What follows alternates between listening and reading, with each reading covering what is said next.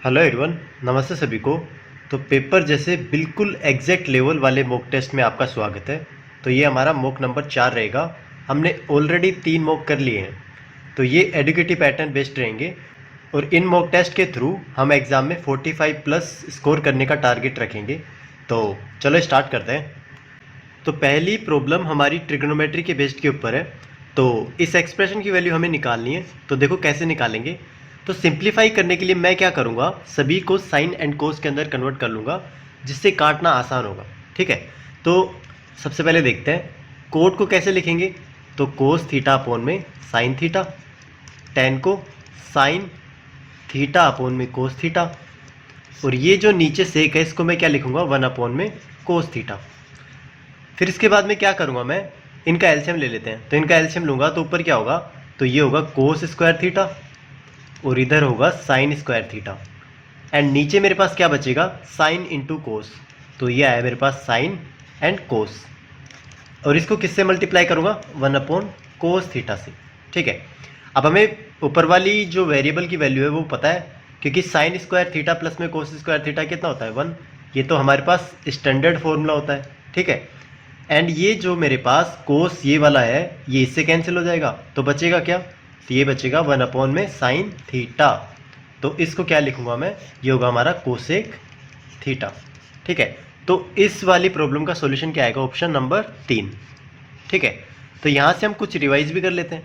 तो यहाँ से एक बहुत अच्छी चीज़ बताने जा रहा हूँ आपको, sine 3 theta and cos 3 theta, इनका फॉर्मूला हम कैसे याद करेंगे। ठीक है, तो ये जो साइन 3 थीटा है ना, इसका फॉर्मूला मैं याद करता हूँ 34 से, एंड इसका याद करता हूँ मैं 43 से। ठीक है, तो देखो कैसे लिखेंगे इसको। 34 का मतलब क्या है, 3 के साथ मैं साइन लिखूंगा, साइन थीटा, फिर आएगा माइनस, एंड ये जो 4 है ना, 4 इसके साथ मैं साइन क्यूब ऑफ थीटा लिखूंगा। तो इस तरीके से मैं 34 से याद रखता हूँ इनको, और जो पावर बड़ी होती है ना, मतलब ये नंबर जो 4 बड़ा होता है उसके साथ में मैं क्यूब वाली टर्म ले आता हूँ। ठीक है, ऐसे ही देखो कोस 3 थीटा कैसे होगा, 4 यहाँ लिखो, फिर cos cube of theta minus का 3 कोस थीटा। ठीक है, इसको हम 43 से याद करते हैं। तो ये दो फॉर्मूले होते हैं, काफ़ी अच्छे हैं, तो हमने ये रिवाइज कर लिया यहाँ से, इनको ध्यान में रखना। ठीक है, नेक्स्ट वाली प्रॉब्लम पे चलते हैं।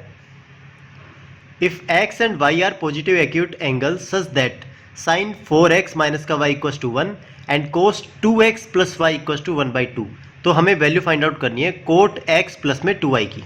ठीक है, तो यहाँ पर देखो वेरिएबल्स इन्होंने एंगल की फॉर्म में गिवन दिए हैं। ठीक है, तो सबसे पहले हमें जो वेरिएबल्स की जो इक्वेशन बनेगी ना, वो थीटा की टर्म्स में बनेगी। तो देखो कैसे बनाएंगे, एंगल्स की टर्म्स में एंगल कैसे बनाएंगे। तो सबसे पहले क्या गिवन है मेरे पास, साइन 4x माइनस का y इक्वल्स टू 1। अब ये सारी की सारी क्या है, एक्यूट एंगल है। यहाँ पर एक्यूट एंगल का मतलब क्या होता है, तो एक्यूट एंगल का मतलब होता है जो x एंड y है ना, मेरे 0 से 90 के बीच में लाई करेंगे। ठीक है, तो इनका मतलब क्या होता है, एक्यूट एंगल 0 से 90 के बीच में जितने भी एंगल होंगे ना, वो सारे के सारे एक्यूट एंगल कहलाते हैं। ठीक है, तो यहाँ पर गिवन क्या है, sine 4x minus y equals to 1 given है हमारे पास यहाँ पर। तो ये साइन की वैल्यू 1 कब होती है, तो ये होती है 90 डिग्री पे, 90 डिग्री या फिर उसके मल्टीपल पे, ओड मल्टीपल पे बोलेंगे, क्योंकि इवन मल्टीपल पे तो 0 दे देगा, 0, 180, 316 पे 0 देगा साइन। ठीक है, तो जो 90, 270 इस तरीके से चलता जाएगा ना, उस पर वैल्यू क्या आएगी हमारी, साइन की 1। तो इस केस में मैं क्या बोल सकता हूँ, 4x माइनस का y इक्वल्स टू 90, तो 90 डिग्री। तो पहली इक्वेशन तो ये होगी हमारी। सेकंड वाली देखते हैं, कोस 2x प्लस में y इक्वल्स टू कितना गिवन है, 1/2। तो ये 1/2 किस एंगल पे देता है कोस, तो ये देता है हमारा, सबसे पहले हमारा देता है ये 60 डिग्री पे। ठीक है, तो 60 डिग्री ही लेंगे हम यहाँ पर। तो 2x प्लस में y इक्वल्स टू 60 डिग्री, तो ये होगा इक्वेशन नंबर 2। अब यहाँ पर देखो दो वेरिएबल है मेरे पास एंड दो ही इक्वेशन है, तो मैं आराम से इनकी वैल्यू फाइंड आउट कर सकता हूँ। तो देखो कैसे करेंगे, तो सबसे पहले y को हटाते हैं यहाँ से, तो क्या करेंगे, इक्वेशन 1 को इक्वेशन 2 में ऐड कर देंगे। तो इक्वेशन 1 प्लस में इक्वेशन 2, तो ये होगा मेरा 6x इक्वल्स टू, और ये आया 150। x की वैल्यू कितनी है मेरे पास, इस 150 को मैं 6 से डिवाइड कर दूंगा, तो 6 दूनी 12, और बचा कितना, 12, 3, 6 पंजू 30, तो 25 डिग्री आया x की वैल्यू। ऐसे ही y की वैल्यू निकालेंगे तो क्या करते हैं, ये जो फर्स्ट वाली इक्वेशन है ना, x की वैल्यू पुट कर देते हैं, तो 25 चौक 100, तो 100 माइनस का y इक्वल टू 90। तो y की वैल्यू कितनी आ गई मेरे पास यहाँ से, तो y की वैल्यू आएगी 10 डिग्री। अब x की वैल्यू भी आ गई एंड y की वैल्यू भी आ गई। अब यहाँ पर दोनों देख सकते हैं 0 एंड 90 के बीच में, ठीक है। तो अब क्या करते हैं, जो चीज़ पूछी है ना उसमें पुट करते हैं, तो ये होगा कोट x प्लस में 2y। तो x की वैल्यू कितनी है 25 एंड 2y की वैल्यू कितनी होगी 10 दूनी 20। तो ये होगा मेरा 45 डिग्री का एंगल। तो कोट 45 कितना होता है मेरे पास 1। तो इस केस में मेरा आंसर क्या आएगा, ऑप्शन 3। तो ऑप्शन सी मेरा आंसर आएगा यहाँ पर 1। नेक्स्ट पे चलते हैं। 80 metre away from the foot of the tower the angle of elevation of the top of the tower is 60 degree. What is the height of the tower, ठीक है। तो यहाँ पर देखो, सबसे पहले कुछ चीज़ें देख लेते हैं। यहाँ पर एक काफ़ी अच्छी चीज़ बताने जा रहा हूँ मैं। मेरे पास दो चीज़ें होती हैं हाइट एंड एंगल में। हाइट एंड एंगल के अंदर दो चीज़ें होती हैं मेरे पास। एक होता है मेरे पास एंगल ऑफ एलिवेशन और एक होता है मेरा एंगल ऑफ डिप्रेशन, ठीक है। तो यहाँ पर इन दोनों में रिलेशन क्या होता है कि ये दोनों इक्वल होते हैं। ये दोनों इक्वल होते हैं। आपको करना क्या है, चाहे वो एंगल ऑफ एलिवेशन दे या फिर एंगल ऑफ डिप्रेशन दे, आपको उन दोनों को ही एंगल ऑफ एलिवेशन ट्रीट करना है, ठीक है। अब ये देखो इक्वल क्यों होते हैं वो देखो। पहले इन दोनों का मीनिंग समझ लेते हैं होता क्या है। तो एंगल ऑफ डिप्रेशन का मतलब देखो, ये मेरे पास कोई टावर है और यहाँ पर कोई पर्सन खड़ा है एंड यहाँ पर कोई ऑब्जेक्ट है जो ग्राउंड मतलब फुट पे रखा हुआ है। तो क्या होता है कि ये टॉप से इसको देखता है। तो टॉप से इसको देखता है ना, तो टॉप के अकॉर्डिंग मैं पैरेलल लाइन खींचूँ, ये जो पाथ है ना मेरा नीचे, इसके पैरेलल लाइन खींचूँ, तो ये जो एंगल होता है ना, इसको ही हम क्या बोलते हैं, एंगल ऑफ डिप्रेशन, ठीक है। अगर ऐसा ना गिवन हो, वो बोले कि यहाँ पर कोई पर्सन खड़ा है और ये इसको देख रहा है टॉप वाले पॉइंट को, तो ये जो एंगल होगा ना, ये होता है हमारा एंगल ऑफ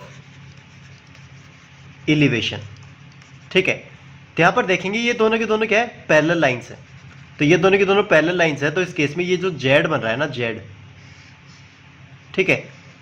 तो ये जेड बन रहा है। तो ये जो दो एंगल होते हैं ना, ये होते हैं अल्टरनेट इंटीरियर एंगल्स। तो इस केस में दोनों के दोनों क्या होते हैं, इक्वल होते हैं। तो इस केस से मैं बोल सकता हूँ कि एंगल ऑफ एलिवेशन है ना, एंगल ऑफ डिप्रेशन के इक्वल होता है। तो यहाँ पर कभी भी चाहे एंगल ऑफ एलिवेशन दे या एंगल ऑफ डिप्रेशन दे, आपको क्या एज्यूम करना है कि उसने एंगल ऑफ एलिवेशन दिया है, ठीक है। तो ये यहाँ पर ये चीज़ ध्यान रखना, ये काफ़ी इंपॉर्टेंट है, ठीक है। तो अब प्रॉब्लम के थ्रू जाते हैं। देखो, तो प्रॉब्लम क्या बोल रही है, मेरे पास एक टावर है, एक टावर मैंने यहाँ पर ड्रॉ कर दिया। तो 80 metre away from the foot of the tower, तो इससे इसके फुट से 80 मीटर दूर, 80 मीटर दूर एक कोई पॉइंट है, ठीक है। The angle of elevation of the top of the tower is 60 degree. अब ये क्या करता है कि ये जो टॉप है ना, टॉप, इसका एंगल ऑफ एलिवेशन गिवन है, कितना गिवन है, 60 डिग्री। तो हमें बताना है हाइट बतानी है टावर की। तो ये तो ईजी सी प्रॉब्लम होगी, ठीक है। तो ये होगी मेरी हाइट टावर की एंड ये मेरे यहाँ से यहाँ तक ये डिस्टेंस गिवन है कितनी, 80। तो सिंपली मैं क्या करूँगा, tan थीटा मतलब tan 60 डिग्री का फॉर्मूला लगा दूंगा। क्या होता है, परपेंडिकुलर अपॉन में बेस 80। तो h की वैल्यू कितनी आएगी मेरी 80 एंड tan 60 की वैल्यू कितनी होती है, √3। तो यहाँ से 80√3 मेरा आंसर आ जाएगा। तो 80√3 किस ऑप्शन के अंदर गिवन है, ऑप्शन 3। तो इस केस में ऑप्शन 3 मेरा राइट आंसर होगा। नेक्स्ट पे चलते हैं। The respective ratio between the height of tower and the point at some distance from its foot is 57:19√3, ठीक है। तो प्रॉब्लम देखो बोल क्या रही है कि हमें रेशियो गिवन है किसका, एक टावर है मेरे पास, एक टावर है, टावर की कोई हाइट होगी, ठीक है, और एक पॉइंट है जो कि कुछ डिस्टेंस पे, लेट्स से d डिस्टेंस पे रखा हुआ है। तो इन दोनों का रेशियो गिवन है h/d का, कितना गिवन है 57 एंड यहाँ पर है 19√3, ठीक है।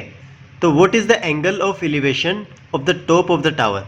तो ये जो एंगल ऑफ एलिवेशन बनेगा ना यहाँ से ग्राउंड फुट से, ये वाला एंगल लेट्स से थीटा। तो ये हमें थीटा यहाँ पर, थीटा की वैल्यू यहाँ पर बतानी है कितनी होगी, ठीक है। ये भी इजी प्रॉब्लम है। तो tan थीटा क्या लिखूंगा मैं यहाँ से, तो tan थीटा लेट्स से ये किसी कांस्टेंट से मल्टीप्लाई हो रहे हैं के से, तो मैं क्या मानता हूँ h की वैल्यू यहाँ से 57k एंड d की वैल्यू कितनी मानता हूँ 19√3k। ठीक है, क्योंकि कांस्टेंट टर्म कैंसिल होके ही तो ये सिंप्लीफाइड फॉर्म में आ रहे होंगे। ठीक है, तो मैंने क्या किया, एक कांस्टेंट टर्म से मल्टीप्लाई कर लिया दोनों को। अब पुट करते हैं डायरेक्ट, हाइट पुट करेंगे तो 57k अपॉन में डिस्टेंस पुट करेंगे तो 19√3k, तो k से k कैंसिल, ये 19 देखो 3 टाइम्स इसको कैंसिल कर रहा है एंड √3 यहाँ से √3, तो tan थीटा की वैल्यू कितनी आई √3, और tan थीटा की वैल्यू √3 कब होती है, जब थीटा हमारा 60 डिग्री के इक्वल होता है। ठीक है, तो यहाँ से एंगल ऑफ एलिवेशन कितना है मेरा 60 डिग्री, तो ऑप्शन सी इस केस में मेरा राइट आंसर होगा। अब हमारी नेक्स्ट प्रॉब्लम भी ट्रिग्नोमेट्री के ऊपर ही बेस्ड है, तो कोस थीटा प्लस में sine theta equal to M and sec theta plus में cosec theta equal to N, तो हमें वैल्यू फाइंड आउट करनी है इसकी, n/2 m² माइनस का 1 इसकी वैल्यू हमें यहाँ पर कैलकुलेट करनी है। तो देखो इससे कैसे करेंगे, तो मेरे पास दो मेथड है यहाँ पर, मेथड 1 एंड यहाँ लिख लेते हैं मेथड 2। ठीक है, मेथड 2 तो हमारा शॉर्ट होगा, पहला होगा, इसमें क्या करेंगे हम वैल्यू पुटिंग मेथड यूज़ करेंगे, वैल्यू पुटिंग मेथड यूज़ करेंगे। ठीक है, और यहाँ पर क्या करेंगे हम बेसिक से जाएंगे, तो बेसिक से देखेंगे ना, तो बेसिक थोड़ा सा लेंथ ही पड़ जाएगा इस केस में, क्योंकि प्रॉब्लम के ऊपर डिपेंड होता है कि वो वैल्यू पुटिंग मेथड से इजीली सोल्व हो जाएगी या फिर बेसिक मेथड से। ठीक है, हमें वहाँ पर उसे इवेल्युएट करना पड़ेगा कि हाँ मैं ये चीज़ पुट करके देखूँ, जल्दी से वैल्यू पुटिंग पुट करके देखूँ तो ये क्या जल्दी से सोल्व हो जाएगा, हाँ वैल्यू पुटिंग से जल्दी से सोल्व हो जाएगा। तो ये हमें प्रैक्टिस से ही आएगा, हम धीरे धीरे प्रैक्टिस करेंगे ना, तो उससे ही हमारी प्रॉब्लम इवेल्युएट होने लग जाएगी कि कौन सा मेथड हमें इसमें अप्लाई करना है। ठीक है, तो सबसे पहले बेसिक मेथड देखते हैं यहाँ से। तो प्रॉब्लम के अंदर देखो m² गिवन है मेरे पास, तो मैं m² यहाँ से कैलकुलेट करता हूँ, तो m² क्या होगा मेरा, ये होगा कोस थीटा प्लस में साइन थीटा का होल स्क्वायर, तो यहाँ से आया कोस स्क्वायर थीटा प्लस में sine square theta and plus में 2 साइन कोस थीटा। ठीक है, तो यहाँ से ये वैल्यू कितनी हो जाएगी 1, क्योंकि साइन स्क्वायर थीटा प्लस में कोस स्क्वायर थीटा कितना होता है 1, तो ये हुआ 1 प्लस में 2 sign theta and cos theta. ठीक है, अब यहाँ पर सारी चीज़ें मेरे पास पता है, n भी पता है m² भी पता है, तो इसके अंदर पुट करता हूँ, तो यहाँ पर देखो n²/2 m² माइनस का 1, तो ये कितना होगा, सॉरी ये n है। ठीक है, तो n की वैल्यू हमारे पास क्या है सेक थीटा प्लस में कोसेक थीटा, तो इसको मैं क्या करता हूँ साइन कोस के अंदर लिख लेता हूँ, तो 1/कोस को मैं c लिखूँगा, कोस को मैं c लिखूँगा एंड साइन को मैं क्या लिखूँगा s, तो ये हुआ मेरे पास अपॉन में 2 इंटू में m² की वैल्यू क्या है मेरे पास 1 प्लस में 2 sine and cos and minus का 1, तो माइनस का 1 से 1 गया मेरा। ठीक है, अब यहाँ से देखो थोड़ा सा एलसीएम लूँगा ना, तो मेरे पास वैल्यू क्या आएगी, तो ये आएगी साइन प्लस में कोस अपॉन में 2 साइन कोस एंड इंटू में ये मेरे पास क्या है 2 साइन कोस, तो 2 साइन कोस से 2 साइन कोस गया, क्या बचा मेरे पास साइन थीटा प्लस में कोस थीटा एंड ये मेरे पास प्रॉब्लम के अंदर गिवन है कि इसकी वैल्यू कितनी है, इसकी वैल्यू है मेरे पास m, देख सकते हो यहाँ पर इसकी वैल्यू क्या है m, तो इसका आंसर क्या आएगा ऑप्शन 1 मेरा आएगा इसमें m। ठीक है, तो ये तो हमारा बेसिक मेथड हो गया। अब यहाँ पर देखो वैल्यू पुटिंग मेथड से कैसे करेंगे, तो सिंपली हमें क्या करना है ऐसी वैल्यू पुट करनी है कि उस पे जो मेरे पास ट्रिग्नोमेट्रिक फंक्शंस गिवन है ना, ये अनडिफाइंड नहीं आनी चाहिए। ठीक है, तो मैं थीटा क्या एज्यूम करता हूँ यहाँ पर 45 डिग्री, 0 एंड 90 पुट नहीं कर सकते, क्योंकि उस केस में या तो हमारा सेक अनडिफाइंड देगा या फिर कोसेक अनडिफाइंड देगा, तो हम क्या करते हैं 45 से जाते हैं, तो 45 जैसे पुट करूँगा तो m की वैल्यू क्या आई मेरे पास, m की वैल्यू आएगी 1/√2 प्लस में 1/√2, तो 1/√2 प्लस में 1/√2 ये है मेरे पास 2√2, सॉरी 2√2 नहीं 2/√2 एंड ये है √2। ठीक है, ऐसे ही n की वैल्यू क्या आएगी मेरे पास, तो सेक 45 डिग्री कितना होता है √2 एंड कोसेक 45 डिग्री कितना होता है √2, तो ये आएगा मेरा 2√2। ठीक है, तो ये वैल्यू मेरे पास आ गई यहाँ पर। अब मैं इसको वैल्यू के अंदर पुट करता हूँ, तो ये आया n/2, n की वैल्यू कितनी है मेरे पास 2/√2, तो ये हुआ 2/√2/2 और ये हुआ m² मतलब 2 का स्क्वायर 2 माइनस का 1, तो यहाँ से 2 से 2 गया एंड ये मेरे पास 1 आया, तो √2 वैल्यू आई। तो √2 वैल्यू किसके आ रही थी, तो यहाँ पर देखेंगे अगर वैल्यू में वैल्यू पुट करेंगे ना, इसमें ऑप्शन में वैल्यू पुट करेंगे तो मेरा आएगा m, तो क्योंकि m की वैल्यू कितनी थी √2, तो इस केस में मेरा आंसर कितना आ रहा है ऑप्शन ए। ठीक है, आंसर सेम आएगा, बस हमें ये देखना है टाइम कहाँ पर बचेगा हमारा। तो इस केस में हमारा वैल्यू पुटिंग मेथड में टाइम बच रहा है, तो इसी के थ्रू जाएंगे हम। नेक्स्ट पे चलते हैं।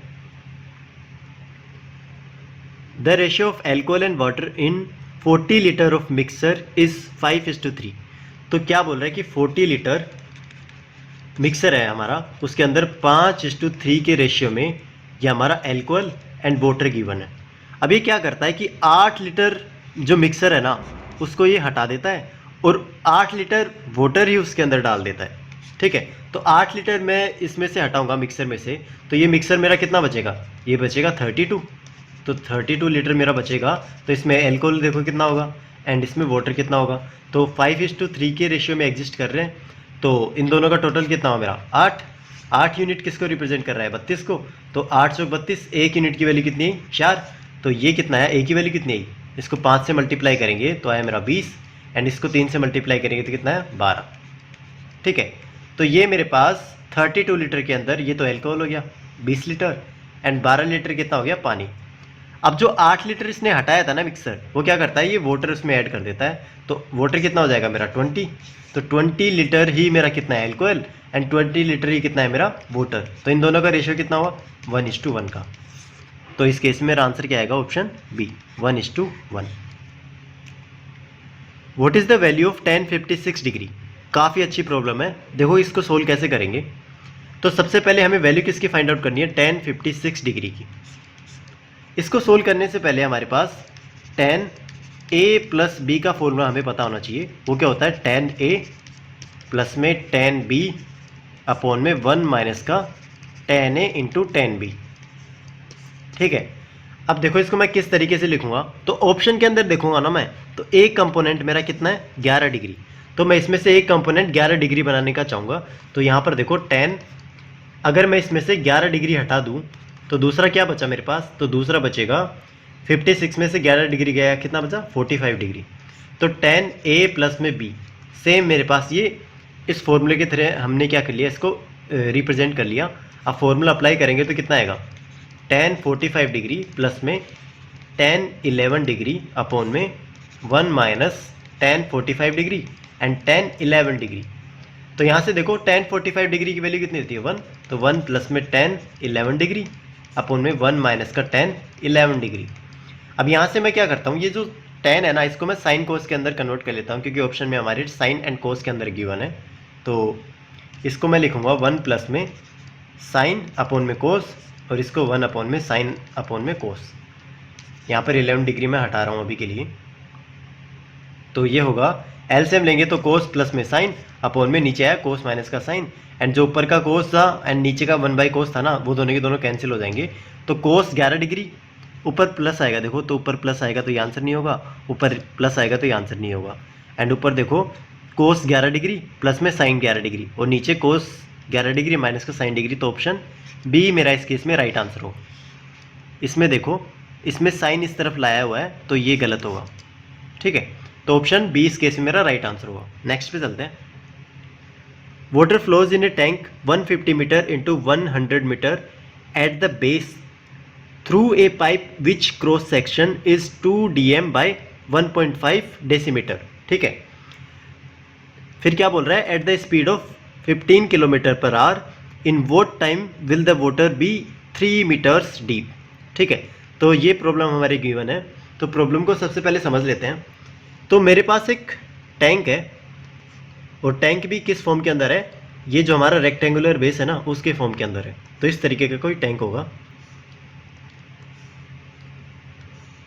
ठीक है, जिसमें क्या गिवन है 150 इंटू 100, तो लेंथ कितनी है इसकी 150 एंड 100 इसका क्या है विड्थ है।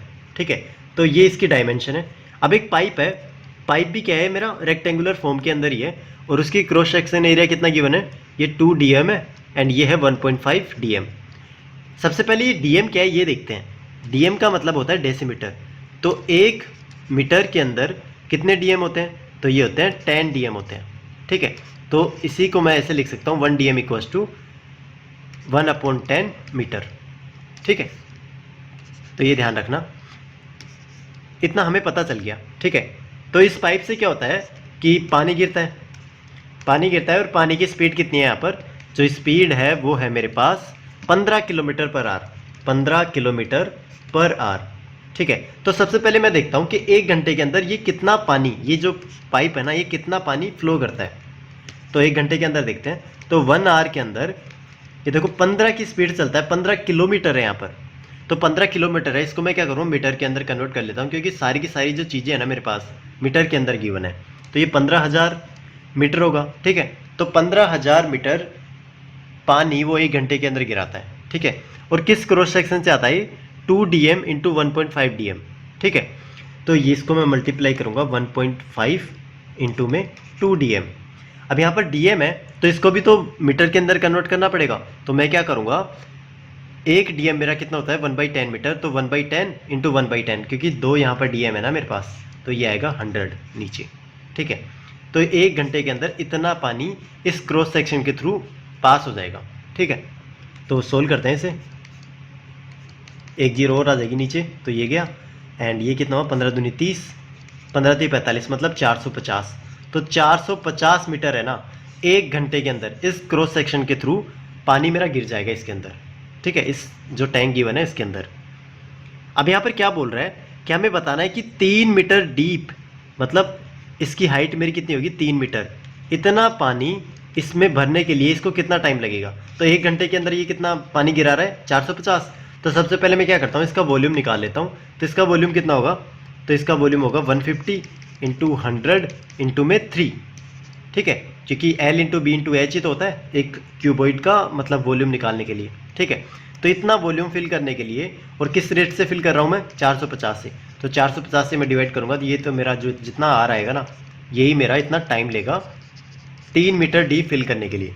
तो बस सोल्व कर लेते हैं इसे। तो ये हुआ 3 टाइम गया, 3 से 3, तो मतलब टाइम कितना लगा 100 आवर। तो 100 आवर इसको टाइम लगेगा 3 मीटर डीप फिल करने के लिए। तो मेरा आंसर होगा इसमें ऑप्शन ए, 100 आवर। काफ़ी अच्छी प्रॉब्लम थी, ऐसी प्रॉब्लम पूछता है SSC काफ़ी। ठीक है, तो इसको ध्यान से देख लेना। नेक्स्ट पे चलते हैं। A tent is of the shape of a right circular cylinder up to a height of 3 metre. ठीक है, and then becomes a right circular cone with maximum height of 13.5 metre above the ground। तो ये बोल क्या रहा है कि मेरे पास एक राइट सर्कुलर कोन है यहाँ पर, उसके ऊपर एक कोन यहाँ पर मैंने फिक्स कर रखा है इस फॉर्म के अंदर, और ये जो हाइट है ना मैक्सिमम हाइट सर्कुलर कोन की, ये कितनी है, तो ये सर्कुलर कोन की मैक्सिमम हाइट कितनी है, ये है 13.5। ठीक है, एंड इसकी हाइट कितनी है, किसकी, ये जो मेरे पास सिलेंडर गिवन है इसकी है 3 मीटर। उसके बाद में क्या बोल रहा है, if the radius of the base is 14 metre, and ये बेस की रेडियस कितनी है 14 मीटर, और सेम इसी की रेडियस होगी ये जो कोन गिवन है ना हमारे पास, जितनी इस सिलेंडर की रेडियस होगी ना उतनी ही इस कोन की रेडियस होगी। एंड आगे क्या बोल रहा है, if the cost of painting the inner side of the tent at the rate of ₹2 पर स्क्वायर मीटर इज। ठीक है, तो यहाँ पर क्या बोल रहा है कि पर मीटर स्क्वायर कितना प्राइस लगता है, ₹2। तो हमें क्या करना है कि जो इनर पेंट करेंगे ना इसके ऊपर, ये जो फिगर बनी है हमारे पास, ये टेंट की फिगर बनी है, तो इसको अंदर से पेंट करने में जितने मीटर स्क्वायर हमें एरिया लगेगा ना, उसको हमें 2 से मल्टीप्लाई करना है, उतना हमारे पास पेंटिंग की कॉस्ट आ जाएगी हमारे पास। ठीक है, तो ये प्रॉब्लम है हमारे पास, तो हमें इसकी कॉस्ट फाइंड आउट करनी है। तो देखो कैसे करेंगे इसे। ठीक है, तो सबसे पहले मैं क्या करूँगा, ये जो सिलेंडर है ना इसका एरिया फाइंड आउट कर लेता हूँ। तो एरिया कैसे फाइंड आउट करूँगा सिलेंडर का, तो हमारे पास फॉर्मूला होता है, इसका फॉर्मूला क्या है 2πRH। क्यों, क्योंकि हमें साइड साइड से तो पेंट करना है, तो इसका CSA एक तरीके से हमें CSA निकालना होगा इसका। तो 2 इंटू 22/7 इंटू R कितना है मेरे पास 14, एंड H कितना है मेरे पास 3, तो 7 दूनी 14, तो ये कितना हुआ मेरे पास। तो मैं क्या करता हूँ 11 को छोड़ के बाकी सारे को मल्टीप्लाई कर लेता हूँ। तो 3 दूनी 6, 6 दूनी 12, 12 दूनी 24, तो 11 इंटू 24 मेरा आएगा आंसर। तो ये हुआ 462। ठीक है, तो 264 मीटर स्क्वायर मेरे पास किसका एरिया आ गया, ये CSA आ गया किसका, सिलेंडर का।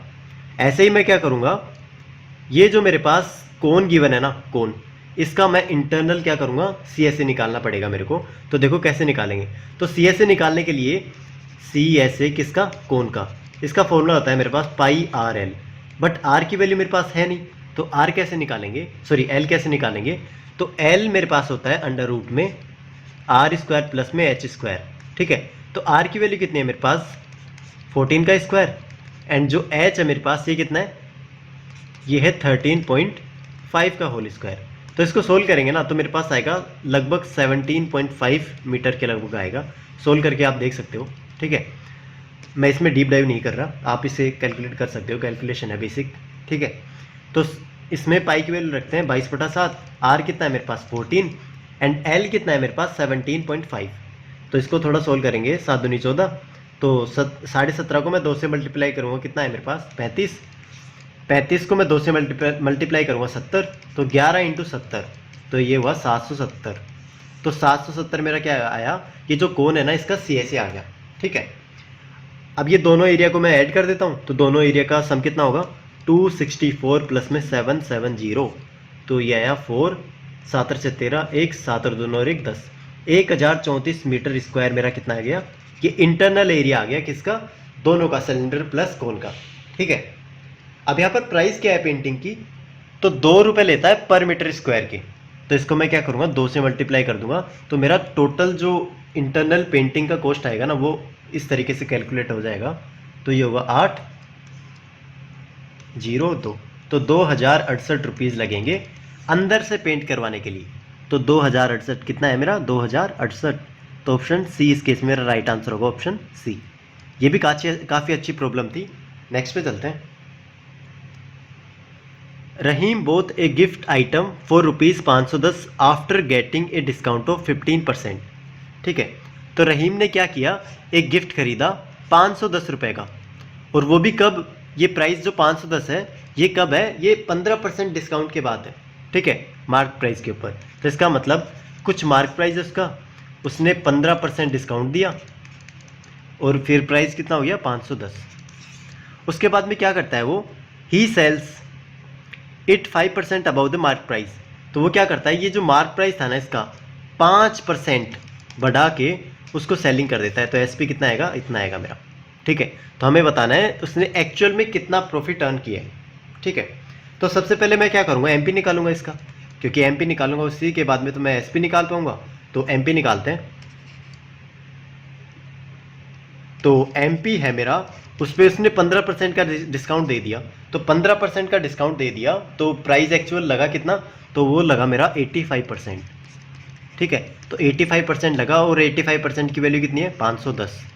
तो यहाँ से एमपी की वैल्यू निकालता हूँ, तो एमपी की वैल्यू कितनी होगी, तो ये उधर जाएगा, या 17 से काट लेते हैं, 17 × 51, 17 × 85, 5 × 6 = 30, तो ये आया 600। तो 600 रुपीज़ एमपी की वैल्यू आ गई मेरे पास। अब वो क्या करता है 5% बढ़ा के इसको बेचता है। तो एसपी की वैल्यू कितनी होगी,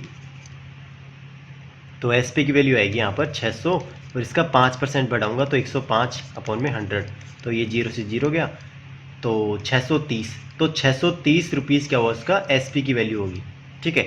अब मेरे पास इसका प्राइस खरीदा कितना था उसने 510 में, सीपी है एक तरीके से, एक्चुअल सीपी मान लो इसका, एंड एसपी कितना है मेरा 630। तो इन दोनों का डिफरेंस कितना हुआ, वो डिफरेंस से तो प्रॉफिट होगा मेरा, तो वो प्रॉफिट कितना है मेरे पास, तो 30 ये हो गया, 90 हो गया, तो 120 रुपीज़ क्या किया उसने प्रॉफिट कमा लिया।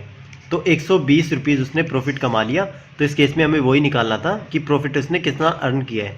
तो ऑप्शन बी इस केस में मेरा राइट आंसर होगा 120 रुपीज़। तो ये भी काफ़ी अच्छी प्रॉब्लम थी। Which of the following numbers is completely divisible by 99, ठीक है। तो ईजी प्रॉब्लम है, ठीक है। तो 99 की डिविजिबिलिटी हमें चेक करनी है, तो हम डायरेक्ट ये नहीं करेंगे कि 99 से सारे ऑप्शन को डिवाइड करना स्टार्ट कर देंगे, ठीक है, वो गलत है। हम क्या करेंगे, इसको फैक्टर करेंगे, मतलब इसमें 11 भी है एंड 9 भी है। तो नंबर अगर 99 से डिवाइड हो रहा है ना, तो वो 11 से भी डिवाइड होना चाहिए एंड 9 से भी डिवाइड होना चाहिए। तो देखते हैं, चेक करते हैं। तो सबसे पहले मैं क्या करता हूँ 9 से डिवाइड करने का ट्राई करता हूँ। तो इसका एडिशन क्या होना चाहिए, 9 से डिविजिबल होना चाहिए। तो यहाँ पर देखते हैं, तो 5 × 1 6, 6 और 5 11, 11 और 7 18, 18 और 9 27, तो ये डिवाइड हो रहा है, यस। एंड ये 5 × 1 6, 6 और 5 11, 11 और 5 11 और 5 16, 16 और 7 16 और 7 23, तो ये नहीं हो रहा। तो इस केस में ये आंसर नहीं होगा। यहाँ पर देखो 5 10, 10 और 3 13, 13 और 6 19, ये भी नहीं होगा। एंड ये देखो 4 9 2 दूनी 18, 9 3 27, ऐसे कर लेते हैं, 9 और 4 13, 13 और 9, 13 और 9 मेरे पास कितना है 22, 22 और 8 30, 30 और 4 34, तो ये भी नहीं होगा। तो इस केस में एक ही ऑप्शन है मेरे पास, कितना, ऑप्शन ए 51,579, तो यही ऑप्शन मेरा राइट आंसर होगा। तो हमें 11 से चेक करने की ज़रूरत ही नहीं पड़ी।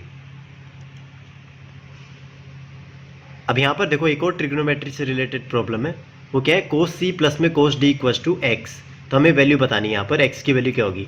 तो सिंपल फॉर्मूला है हमारे पास ये। तो इसका फॉर्मूला क्या होता है हमारे पास, तो इसका फॉर्मूला होता है 2 cos C plus D upon में 2 cos C minus D upon में 2, मतलब ऑप्शन ए। तो ऑप्शन ए इस केस में मेरा राइट आंसर होगा।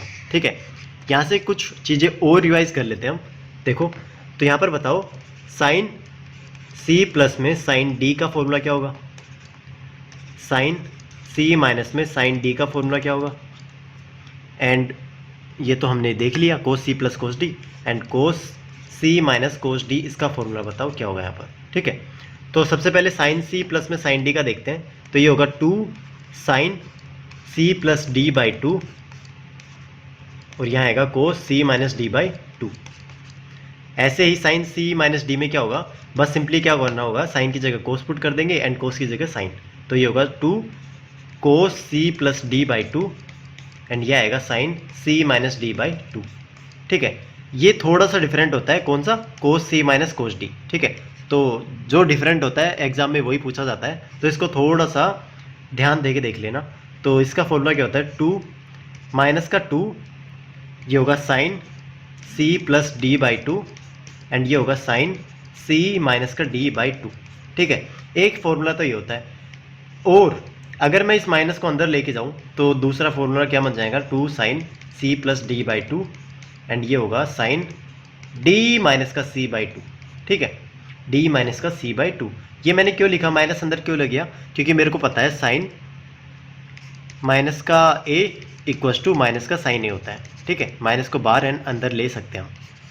तो ये चीज़ें ध्यान रखना, ये 4 फॉर्मूले ये एडवांस आइडेंटिटी बेस्ड हैं, तो इनको ध्यान में रखना। ठीक है, क्योंकि प्रॉब्लम कभी कभी डायरेक्टली बन जाती है ऐसे ही, जैसे इसने इसमें फॉर्मूला पूछ लिया। नेक्स्ट पे चलते हैं। What is the length of the arc whose central angle is 30 degree and radius of the circle is 21 centimetre. Easy problem है। ठीक है, तो हमें क्या करना है, सर्कुलर आर्क की वैल्यू यहाँ पर निकालनी है। ठीक है, तो सर्कुलर आर्क की वैल्यू देखो कैसे निकालेंगे, उसका फॉर्मूला होता है हमारे पास arc equals to theta upon में 360 इंटू में 2 पाई आर। तो थीटा वैल्यू कितनी गिवन है मेरे पास, यहाँ पर 30 डिग्री, तो 30 अपॉन में 360 इंटू में 2 पाई की वैल्यू है 22/7, एंड आर की वैल्यू कितनी है 21, तो 7 के 21, एंड यहाँ पर देखो 1 0 से 1 0, ये हुआ 12, एंड ये 6 गया यहाँ पर 2, एंड ये हुआ 11। तो यहाँ पर आर की वैल्यू कितनी आएगी 11 सेंटीमीटर। तो ऑप्शन डी मेरा यहाँ पर राइट आंसर होगा। A solid copper sphere of radius 9 centimetre is melted and reformed into a wire of radius 1 mm। तो हमें बताना है कि ये जो लेंथ, ये जो वायर बनाया है हमने, इसकी लेंथ कितनी होगी। ठीक है, तो हमने क्या किया है, एक स्पीयर है मेरे पास जिसकी रेडियस कितनी है, मेरे पास रेडियस गिवन है 9 सेंटीमीटर। ठीक है, उसको एक वायर के अंदर कन्वर्ट किया है। तो वायर एक तरीके से ये सिलेंड्रिकल फॉर्म के अंदर गिवन होगा। ठीक है, तो उसकी रेडियस कितनी गिवन है यहाँ पर 1 mm। 1 mm का मतलब क्या है, यहाँ पर 10 की पावर -3 mm, मतलब -3 मिलीमीटर। ठीक है, तो 10 की पावर -3 मीटर इसकी रेडियस होगी। तो इसको मैं क्या करता हूँ, 9 सेंटीमीटर को मीटर के अंदर कन्वर्ट कर लेता हूँ, क्योंकि हमारा आंसर जो भी गिवन है ना वो मीटर के अंदर गिवन है सारे के सारे। तो ये कितना होगा, तो 1 मीटर के अंदर 100 सेंटीमीटर होते हैं, तो 9/100 ये क्या होगा, मेरा मीटर होगा। ठीक है, तो ये दोनों चीज़ें आ गई मेरे पास। अब मेरे को फाइंड आउट क्या करना है, ये जो वायर बनाया ना इसकी लेंथ यहाँ पर फाइंड आउट करनी है। ठीक है, तो लेंथ एक तरीके से ये हाइट होगी किसकी, सिलेंडर की। तो इन दोनों को सेम करना है, तो बेसिकली हमें जो इनका वॉल्यूम होगा ना उनको सेम करना होगा। तो वॉल्यूम सेम करते हैं। तो यहाँ पर देखो ये जो सिलेंडर है ना इसका वॉल्यूम कितना आएगा, तो सिलेंडर का वॉल्यूम का फॉर्मूला होता है हमारे पास πr²h।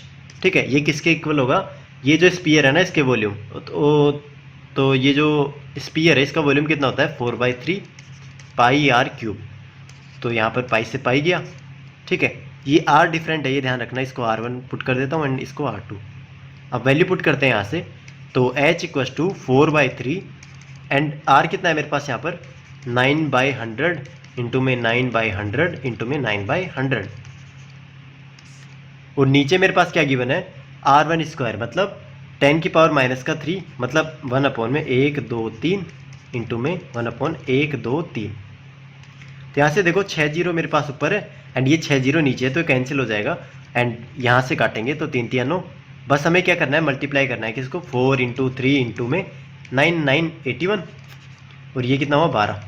तो 12 को मेरे को बेसिकली 81 से मल्टीप्लाई करना है। तो यहाँ से 12 को 81 से मल्टीप्लाई करेंगे तो मेरे पास आएगा 972 मीटर।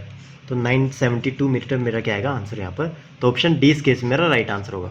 ठीक है, ये भी काफ़ी अच्छी प्रॉब्लम थी। नेक्स्ट पे चलते हैं। इफ़ 5 cos थीटा प्लस में 12 sin theta equals to 13 then हमें tan थीटा की वैल्यू यहाँ पर फाइंड आउट करनी है। ठीक है, काफ़ी अच्छी प्रॉब्लम है। अगर आप इसे बेसिक से सोल्व करने जाओगे ना तो काफ़ी टाइम लग जाएगा आपको, या फिर वैल्यू पुटिंग से भी जाओगे तो काफ़ी टाइम लग जाएगा। ठीक है, तो ये एक तरीके से एक फॉर्मेट होता है इसका। तो फॉर्मेट देखो, लेट से मेरे पास a sin थीटा या फिर मैं इसको बोल दूँ p sin थीटा प्लस में b cos theta equals to h इस फॉर्म के अंदर गिवन हो एंड यहाँ पर पी स्क्वायर प्लस में B square equals to H square given हो ना, तो उस केस में ये क्या है पी बी एच क्या है मेरे पास, ये इनके कोफिशिएंट्स हैं। मतलब ये जो मेरे पास sine theta and cos theta variables है ना, इसके कोफिशिएंट कितने हैं पी एंड बी, और ये एच मेरे पास क्या है राइट हैंड साइड वाला कोफिशिएंट है। ठीक है, अगर इनके बीच में रिलेशन मेरे पास ये आ गया ना, तो इस केस में जो साइन थीटा की वैल्यू होगी ना वो होगी पी अपॉन में एच, कोस थीटा की वैल्यू कितनी होगी बी अपॉन में एच एंड टेन थीटा की वैल्यू कितनी होगी, ये होगी मेरे पास पी अपॉन में बी। एक तरीके से ये बोल देता हूँ मैं कि एक राइट एंगल ट्राइंगल को रिप्रेजेंट करेंगे जिसके अंदर पी बी एंड एच क्या होगी, इनकी साइड्स की लेंथ होगी। ठीक है, तो यहाँ पर सेम चीज़ है। यहाँ पर देखो क्या यहाँ पर 5 स्क्वायर प्लस में 12 स्क्वायर इक्वल्स टू 13 स्क्वायर है। हाँ होता है, क्योंकि 5 12 एंड 13 ये एक ट्रिपलेट होता है, हमने पढ़ा है। ठीक है, तो बेसिकली ये तीनों की तीनों क्या है कि एक ट्राइंगल को रिप्रेजेंट कर रहे हैं जहाँ पर 5 12 एंड 13 एंड ये है मेरे पास थीटा। एक राइट एंगल ट्राइंगल को यहाँ पर ये रिप्रेजेंट कर रहे हैं जिसकी साइड्स क्या है 5 12 एंड 13। अब यहाँ पर वैल्यू किसकी फाइंड आउट करनी है हमें, यहाँ पर वैल्यू फाइंड आउट करनी है टेन थीटा की। तो टेन थीटा की वैल्यू क्या हो जाएगी सिंपली 5/12। तो 5/12 मतलब ऑप्शन 4 मतलब डी, ऑप्शन डी मेरा इस केस में राइट आंसर होगा। ठीक है, तो इस चीज़ को ध्यान में रखना इस फॉर्मेट को।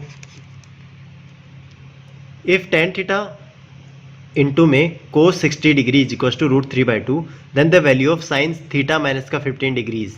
ठीक है, तो यहाँ पर गिवन क्या है हमें tan theta cos 60 degree equals to √3/2 given है हमारे पास। तो हमें साइन थीटा माइनस का 15 डिग्री की वैल्यू हमें फाइंड आउट करनी है यहाँ से। ठीक है, तो इसको सोल्व करते हैं सिंपली। तो कोस 60 डिग्री की वैल्यू कितनी होती है 1/2। तो 1/2 ये नीचे वाला 2 इससे कैंसिल हो जाएगा। तो टेन थीटा की वैल्यू कितनी आ गई मेरे पास √3। तो थीटा की वैल्यू कितनी आ गई 60 डिग्री। तो पुट कर देते हैं इसमें। तो साइन 60 माइनस का 15 कितना हुआ साइन 45 डिग्री, और साइन 45 डिग्री की वैल्यू कितनी होती है 1/√2। तो ऑप्शन डी इस केस में मेरा राइट आंसर होगा। A man from the top of a 100-meter high tower sees a car moving towards the tower at an angle of depression of 30 degree. ठीक है, तो प्रॉब्लम देखो बोल क्या रही है, वो एक टावर पे खड़ा है कोई एक आदमी, वो क्या करता है कुछ डिस्टेंस पे एक कार यहाँ पर आ रही है, कार जो कि एंगल ऑफ डिप्रेशन कितना बना रही है 30 डिग्री का। तो मैंने अभी थोड़ी देर पहले बताया था कि चाहे एंगल ऑफ एलिवेशन गिवन हो या फिर एंगल ऑफ डिप्रेशन गिवन हो, हमें क्या एज्यूम करना है उसको एंगल ऑफ एलिवेशन। ठीक है, तो ये एंगल कितना होगा मेरा, तो ये एंगल होगा 30 डिग्री। ठीक है, और 100 मीटर हाइट किसकी गिवन है टावर की। After some time the angle of depression become 60 degree. तो कुछ देर के बाद में ये आगे बढ़ रहा है तो यहाँ पर कुछ आ जाएगा। ठीक है, यहाँ पर कार आ जाएगी, तो ये जो एंगल बनेगा ना तो ये 60 डिग्री हो जाएगा 30 डिग्री के बढ़ के, 30 डिग्री से बढ़ के। ठीक है, तो हमें बताना है कि इसने ये जो डिस्टेंस ट्रेवल करी है ना, ये डिस्टेंस कितनी होगी। ऐसी प्रॉब्लम है ना बार बार आपको मॉक टेस्ट में भी दिख रही होगी। ठीक है, और एग्जाम में भी काफ़ी पूछता है क्योंकि ये स्टैंडर्ड प्रॉब्लम है। ठीक है, इससे प्रॉब्लम अच्छी खासी बनती है, आप देख सकते हो। काफ़ी मतलब टाइम भी लगेगा इसको सोल्व करने में, इतना भी नहीं लगेगा बट लेकिन है मतलब वैल्यूएबल है ये प्रॉब्लम। तो देखो इसे करेंगे कैसे, वो देखो। अगर हमें simply tan 30 degree and tan 60 degree पता है ना, तो हम डायरेक्ट यहाँ से कर सकते हैं डायरेक्ट। तो tan 30 डिग्री मेरे पास क्या होता है यहाँ पर 1/√3, ठीक है। तो मैं क्या करूँगा, ये 100 एंड ये बेस इसको एज्यूम कर लूँगा, तो ये होगा 100 अपॉन में बेस। तो बेस की वैल्यू डायरेक्ट क्या आ गई मेरे पास, बेस इक्वस टू 100√3, तो ये वैल्यू आ गई 100√3। ऐसे ही इसको मैं बेस एज्यूम करूँ तो इस केस में देखो tan 60 की वैल्यू कितनी होगी, tan 60 इक्वस टू 100 अपॉन में ये वाली डिस्टेंसेस को मैं x मान लेता हूँ, तो x की वैल्यू कितनी होगी, तो tan 60 की वैल्यू √3 होती है, तो 100 अपॉन में √3 वैल्यू होगी इसकी, तो ये होगी 100 अपॉन में √3। तो ये पूछ रहा है कि इसने इतनी देर में ये जो डिस्टेंस कवर करी है ना, तो इस डिस्टेंस की वैल्यू यहाँ पर हमें बताओ। तो सिंपली क्या करना है, बड़ी वाली डिस्टेंस में से मैं छोटी वाली डिस्टेंस सब्ट्रैक्ट कर दूँ, तो ये होगा 100√3 माइनस का 100 अपॉन में √3, ठीक है। यहाँ से मैं इसका एलसीएम लूँगा तो √3 नीचे आएगा, तो √3 नीचे आएगा तो ये वैल्यू कितनी होगी, तो √3 इंटू √3 कितना हुआ 300 माइनस का 100 मतलब 200, तो 200 अपॉन में √3 मेरा आंसर आएगा। तो 200 अपॉन में √3 तो ऑप्शन के अंदर है नहीं, तो देखो इसको थोड़ा सा रीअरेंज करते हैं। तो मेरे पास गिवन क्या है 200 अपॉन में √3, 200 अपॉन में √3, तो मैं इसको √3 अपॉन में √3 से मल्टीप्लाई करता हूँ, तो नीचे वाली वैल्यू क्या होगी 3, तो 200 अपॉन में 3 और ये होगा √3। तो ये देखो ऑप्शन बी के अंदर मेरे को ऐसी वैल्यू दिख रही है, तो ऑप्शन बी ही मेरा राइट आंसर होगा इस केस में, ठीक है। इफ x² प्लस में y² प्लस में z² प्लस में 2 इक्वस टू 2 ब्रैकेट में y माइनस का x, यहाँ पर ये गिवन है मुझे, तो हमें वैल्यू किसकी फाइंड आउट करनी है, x³ प्लस में y³ प्लस में z³, हमें इसकी वैल्यू यहाँ पर फाइंड आउट करनी है। आप एक बार इसे ट्राई कर सकते हो। तो देखते हैं इसे सोल्व कैसे करेंगे। मैंने पहले भी बताया था कि इस तरीके से स्क्वायर की फॉर्म में मेरे को अगर एक इक्वेशन गिवन हो ना, तो उस केस में हम जो हमारे पास a प्लस बी वाला फॉर्मूला है ना, a माइनस बी वाला फॉर्मूला है, a माइनस बी का होल स्क्वायर, a² प्लस में b² माइनस का 2ab, ये बनाने का ट्राई करेंगे हम, ठीक है। तो यहाँ पर देखो गिवन क्या है x² प्लस में y² प्लस में z²। अब मैं क्या करता हूँ, इन सभी को लेफ्ट हैंड साइड में लेके आ जाता हूँ, तो ये होगा प्लस का 2 माइनस का ये कितना हुआ 2y एंड ये होगा प्लस का 2x इक्वस टू 0, ठीक है। अब मैं क्या करता हूँ, इन टर्म्स को एक एक साथ कर लेता हूँ, जो मतलब वेरिएबल वाली टर्म है ना उनको एक एक साथ कर लेता हूँ। तो यहाँ पर देखो, तो x² के साथ क्या आएगा, ये जो x वाली टर्म है वो आएगी प्लस में 2x, प्लस में 2x है तो प्लस में इसके साथ क्या आएगा 1 आएगा, ठीक है। तो मैं क्या करता हूँ, इसको 1 एंड 1 दोनों मैंने सेपरेट कर लिए, इस दो को मैंने पार्टीशन कर लिया। इसके बाद में देखो y² वाला बनाते हैं, तो y² प्लस माइनस में 2y एंड इसके साथ में क्या आएगा प्लस का 1, ठीक है। तो ये मेरा हट गया, ये गया, ये गया, ये गया एंड ये गया, बचा क्या मेरे पास z² इक्वस टू 0। अब इसको मैं क्या लिख सकता हूँ, x प्लस में 1 का होल स्क्वायर प्लस में ये y माइनस 1 का होल स्क्वायर प्लस में z² इक्वस टू 0। अब यहाँ पर देखो 3 मेरे पास टर्म है यहाँ पर, और ये तीनों की तीनों क्या है पॉजिटिव नंबर देंगे मेरे को, तो पॉजिटिव नंबर देंगी। तो इस केस में अगर मैं 0 के अलावा, तीनों की वैल्यू 0 के अलावा मैं अगर और कुछ रखता हूँ ना, तो ये कभी भी सेटिस्फाई नहीं कर सकते, ठीक है। क्योंकि पॉजिटिव नॉन जीरो इंटीजर कभी भी 0 के इक्वल नहीं दे सकता, ठीक है। तो इस केस में एक ही सॉल्यूशन होगा इनका, वो क्या होगा, इस केस में ये भी 0 मतलब x प्लस 1 की वैल्यू भी 0, तो इस केस में मेरा क्या आएगा x इक्वस टू माइनस का 1।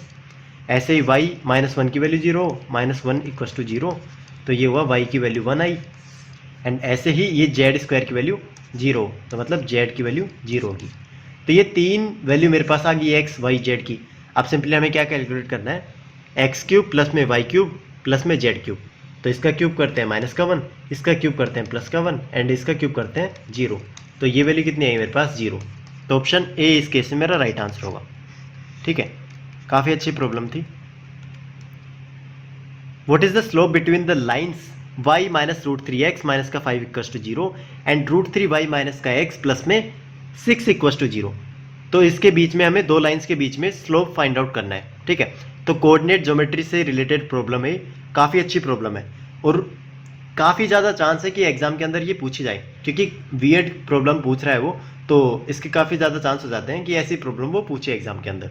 ठीक है, तो इसमें बोल रहा क्या है वो कि दो लाइन्स है मेरे पास, वो कट कर रही हैं आपस में, और दोनों की इक्वेशन हमें पता है। तो जो इनके बीच में जो थीटा एंगल बनेगा ना, तो वो थीटा एंगल हमें यहाँ पर फाइंड आउट करना होता है। ठीक है, तो इसका रिलेशन क्या होता है, tan theta equals to mod, ये मोड है, ठीक है, m1 माइनस का m2 अपॉन में 1 प्लस m1 इंटू m2।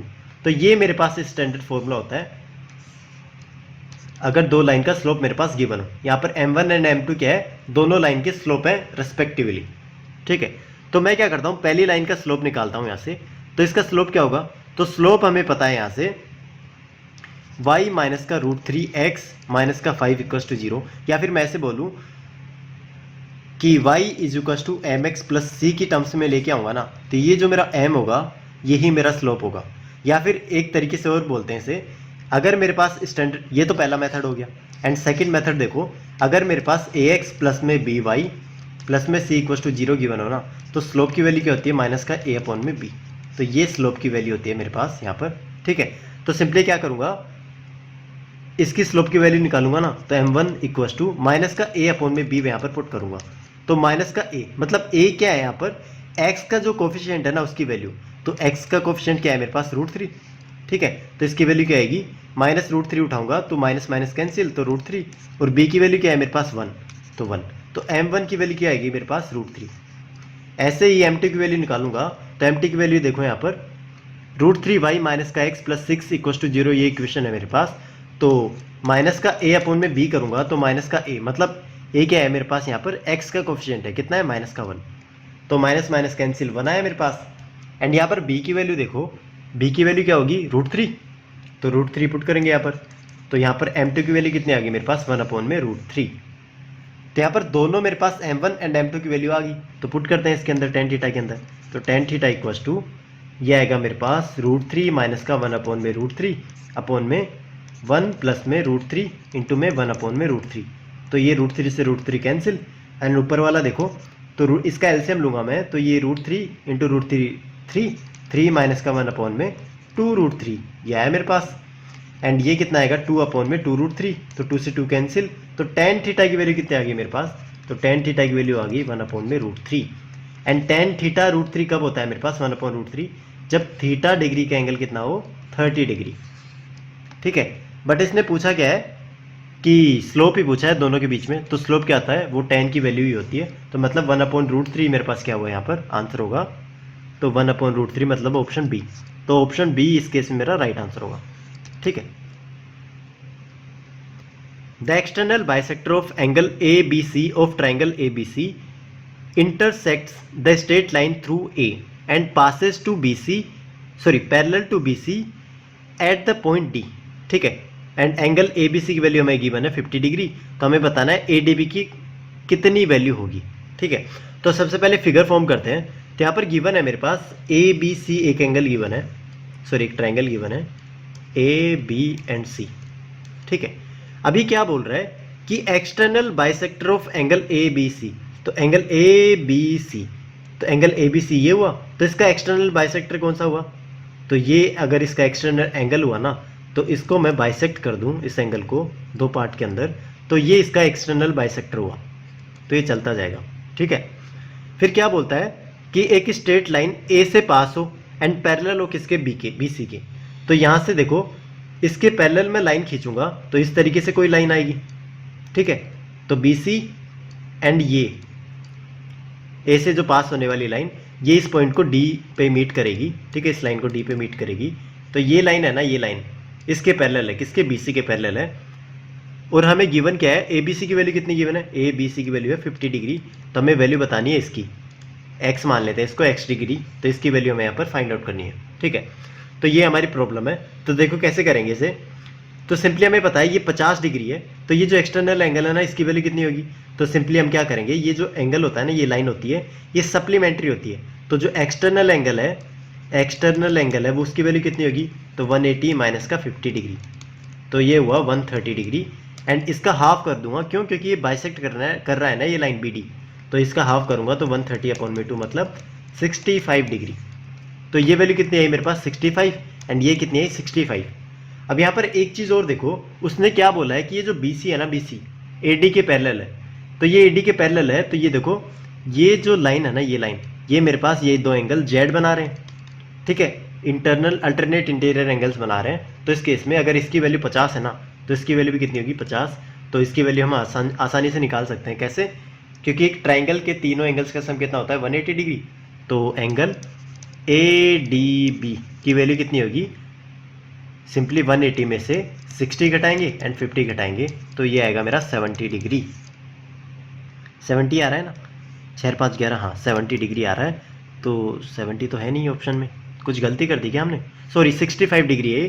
तो ये 65 डिग्री है, तो इसको थोड़ा और सब्ट्रैक्ट कर देंगे, 5 डिग्री सब्ट्रैक्ट कर देंगे तो यह 65 डिग्री। तो इस केस में मेरा आंसर क्या होगा, ऑप्शन ए 65 डिग्री। अब यहाँ पर देखो कुछ DI रिलेटेड प्रॉब्लम कर लेते हैं। तो प्रॉब्लम में क्या है कि यहाँ पर एक क्लास के अंदर first division, second division, third division and failed, इनका डेटा गिवन है मेरे पास इस तरीके से इस बार ग्राफ के अंदर। तो यहाँ पर देखो ये कलर जो रिप्रेजेंट कर रहे हैं ना, ये एम्प्टी वाला ये फर्स्ट डिवीजन है, एंड ये जो लाइन वाला है ये है सेकंड डिवीजन, ये डार्क वाला है ये जो थर्ड डिवीजन है, एंड ये जो डॉट डॉट डॉट वाले हैं ना ये फेल्ड वाले हैं, ठीक है। तो पहली प्रॉब्लम में क्या पूछ रहा है, the number of students passed in third division in 1984 was, ठीक है। तो 1984 के अंदर थर्ड डिवीजन से पास होने वाले, थर्ड डिवीजन में क्या है, ये डार्क वाला है, तो डार्क वाला है, तो ये वाला जो कलर है ना ये रिप्रेजेंट करेगा थर्ड डिवीजन से पास होने वाले। तो इनका नंबर हमें फाइंड आउट करना है। तो यहाँ पर देखो, तो ये लाइन कहाँ तक जा रही है, यहाँ तक जा रही है, ठीक है। तो ये वैल्यू देखो क्या कितनी होगी, तो 180 एंड 160 के बीच में ये वाली लाइन आ रही है, तो ये 170 होगा, एंड इनका भी हाफ क्या है, ये वाली लाइन है। तो 170 एंड 160 के बीच में कौन सी लाइन आएगी, ये आएगी 165। तो 165 तो ऊपर वाला ये जो लाइन है ना, ऊपर वाली वैल्यू इसकी होगी 165। अब नीचे वाली निकालते हैं। तो नीचे वाली कैसे निकालेंगे, तो ये यहाँ पर कहीं पर मीट कर रही है, मतलब 100 और 80 के बीच में लाइन आ रही है ये वाली, ये कितनी होगी 90, एंड 100 एंड 90 के बीच में भी ये वाली लाइन है, तो ये कितनी होगी 95। तो नीचे वाला पॉइंट क्या है 95। तो अगर इन दोनों का मैं डिफरेंस ले लूँ, तो ये जितने नंबर होंगे ना, ये थर्ड डिवीजन से पास होने वाले स्टूडेंट्स होंगे। तो सिंपली क्या करेंगे, 165 में से 95 सब्ट्रैक्ट करेंगे, तो ये हुआ 0, एंड 16 में से 9 गया 7, तो 70 नंबर है ना मेरा क्या होगा, थर्ड डिवीजन से पास होने वाले नंबर होंगे। तो ऑप्शन 3 इस केस में मेरा राइट आंसर होगा। नेक्स्ट पे चलते हैं। सेम ग्राफ है हमारे पास, the percentage of students failed in 1984 was, ठीक है। अब हमें फेल्ड स्टूडेंट्स का हमें नंबर यहाँ पर परसेंटेज फाइंड आउट करना है 1984 के अंदर। तो 1984 उसी में जाते हैं, एंड फेल्ड वाले कौन से है ये, तो यहाँ पर जो अपर है, अपर लेवल वो कितना है 200, एंड लोअर लेवल निकालते हैं। तो लोअर लेवल कैसे निकालेंगे, यहाँ पर देखो ये लाइन कहाँ पर जा रही है, यहाँ पर जा रही है, तो 180 एंड 1, ये जो वाला पॉइंट है ना, ये वाला पॉइंट 180 एंड 160 के बीच वाला है, मतलब 170, और 170 एंड 160 के बीच में कितना वाला है, ये 165। तो ये वैल्यू क्या रिप्रेजेंट कर रही है 165, तो ये है 165। तो फेल्ड होने वाले स्टूडेंट्स कितने हैं, तो 200 माइनस का 165 मतलब 35। तो 35 स्टूडेंट्स ऐसे हैं जो कि फेल हो गए हैं, ठीक है। बट हमें कैलकुलेट क्या करना है यहाँ पर परसेंटेज, तो सिंपली क्या करना है 35, टोटल कितने हैं 200, तो इसका परसेंटेज फाइंड आउट करेंगे तो ये आएगा 17.5। 17.5 मतलब ऑप्शन सी इस केस में मेरा राइट आंसर होगा। नेक्स्ट पे चलते हैं। The aggregate pass percentage during the 3 years was, ठीक है। तो हमें क्या कैलकुलेट करना है, अब एग्रीगेट परसेंटेज कैलकुलेट करना है 3 years का। तो मतलब ये जो 1982 है ना, इसमें पास वाले नंबर लेने हैं, 1983 इसमें पास वाले लेने हैं, एंड 1984 इसमें पास वाले लेने हैं, ठीक है। क्योंकि पास में first division, second division and third division तीनों काउंट होंगे, ठीक है। तो यहाँ पर देखो फर्स्ट वाले में 140 आ रहा है, तो 140 फर्स्ट वाले में आ रहा है। सेकंड वाले में देखो 1983 में ये नंबर कहाँ तक जा रहा है, ये 160 एंड 140 के बीच वाला रिप्रेजेंट कर रहा है, मतलब 150। प्लस में थर्ड वाला देखो, ये वाला पॉइंट हमने कैलकुलेट किया था, कितना था 165, ठीक है। तो इन तीनों को ऐड करेंगे तो ये कितना हुआ 5, 6 और 4 10 5 15 5 7 1 4 455। तो 455 स्टूडेंट्स यहाँ पर पास हुए हैं, कितने में से, तो टोटल देखो हमारे पास, तो ये तो पास वाले स्टूडेंट्स हैं, ठीक है।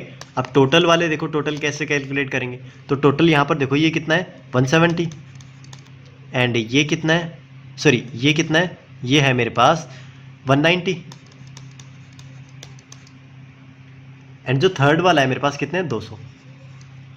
ये मेरे पास 195 है, ये 195 है, ये थोड़ा सा अबाव है किसके, मिड पॉइंट वैल्यू के, ठीक है आप देख सकते हो, क्योंकि मिड पॉइंट यहाँ पर कुछ आएगा, उसके बीच वाला वैल्यू है ये, ठीक है। तो 195 हुआ, तो इसका एडिशन करूँगा तो कितना है 5, ये हुआ 9 7 16, फिर आया एक और, तो 565, तो 565 आया टोटल स्टूडेंट्स, एंड पास कितने हुए 455, तो परसेंटेज निकालना है, तो 455 अपॉन में 565 इंटू में 100, तो कट करते हैं, 5 एकम 5, 5 एकम 5, 5 तिया 15, यहाँ पर देखो 5 नाम 45, 5 एकम 5, तो अब ये किसी से कट नहीं हो रहा, तो हम क्या करेंगे, सिंपली 900 में से 113 को डिवाइड करेंगे, तो ये 8 टाइम जाएगा, तो 8 टाइम जाएगा, 8 तिया 24, 2 8 तिया 24, 2 8 और 2 10, 1 8 1 9,